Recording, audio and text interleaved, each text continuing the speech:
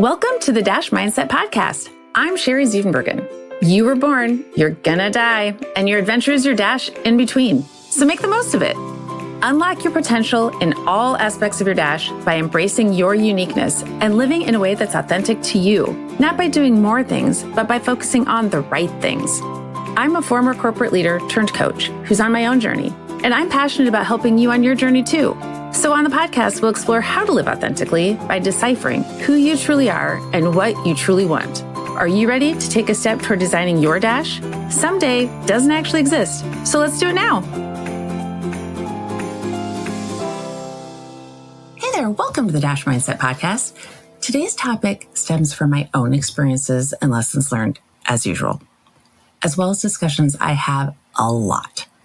We're talking about the need to prove ourselves. And not just once or twice.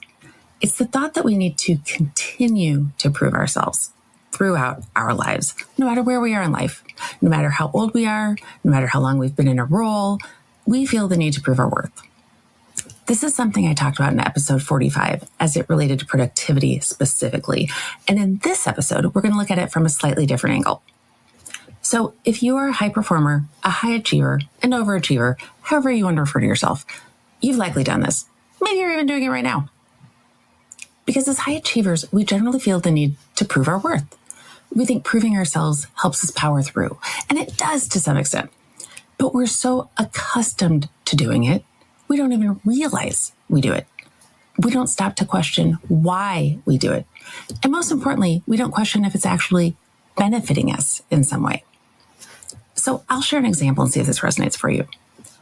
Often when someone starts a new role, they begin proving themselves, I'm doing air quotes that you can't see, day one, coming in early, staying late. So they already have the job. They've clearly made it through the application process. They've made it through the interview process. They've gotten the job. And they start the job they were offered proving themselves some more. This is the way it starts day one. And on week two, it's not as if they can stop proving themselves. They don't want to seem as if they only cared their first week on the job, so they keep going. 2 years go by, and they don't want it to seem as if they've gotten lazy, so they keep going. And there's no stopping, because they've created the expectation that they would start work early, work late, and essentially work whatever hours it took to prove their worth. So they have to keep proving their worth. It never stops, because we have the need to prove that we can handle it, whether it aligns with our interests and goals or not. Ultimately, we do it due to our insecurity or fear of not being good enough. So we keep saying yes to prove our worth. Here's another example. On a couple occasions, I've worked with clients who are in a bad work environment.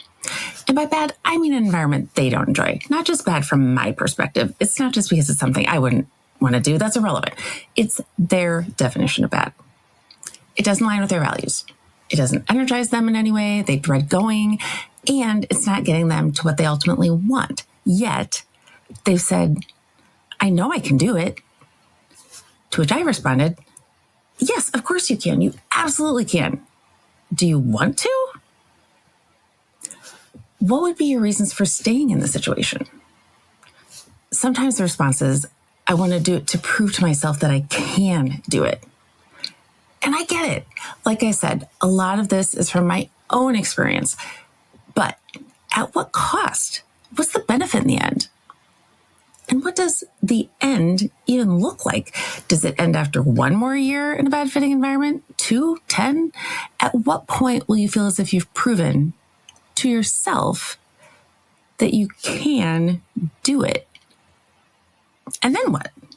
2 more years doing what you don't want to do, which is 2 more years not doing what you do want to do.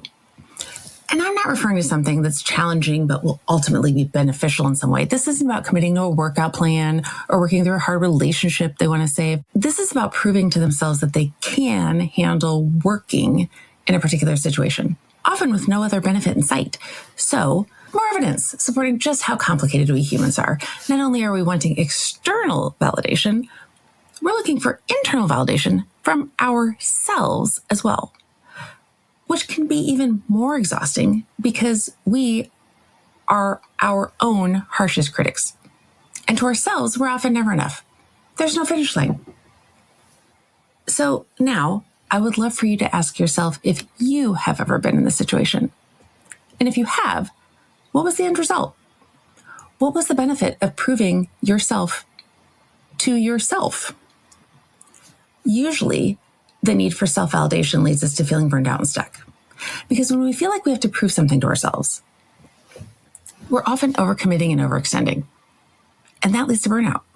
Whether we're proving ourselves to ourselves or we're proving ourselves to others, it can become a never-ending loop of, I can do more, so I must, without considering what we actually want. It's a mindset that limits our ability to step back and to reflect. It limits us from realigning with our true values and goals, especially because we have a tendency to believe it's sustainable when it's not. But continually trying to prove something, whether to ourselves or to others, just keeps us in a cycle of doing more without feeling fulfilled. And the result is often constant busyness with little sense of accomplishment, chronic stress, which can lead to burnout, and overall a sense of emptiness, no matter what our achievements appear to be from the outside. So, if this is happening to you, what can you do about it? Especially since it's something you likely don't even recognize you're doing. It's a matter of noticing. Each time you ask yourself, can I do this? It's a matter of reframing it and asking instead, do I want to do this? Is this aligned with what I really want? Is this aligned with what energizes me? So rather than proving, ensure you're consciously choosing instead. Because that shift leads to making intentional choices. And those are the choices that lead to fulfillment, rather than perpetuating the pressure to prove yourself. Asking yourself questions and really taking the time to question what truly matters to you allows you to set boundaries too. And setting boundaries to create space for what really matters, because when you know what to say no to, you make room for the yeses that truly align with your values and what matters to you most. Regularly check in with yourself and simply ask, is this worth my time and energy? It's not about proving yourself either to others or to yourself.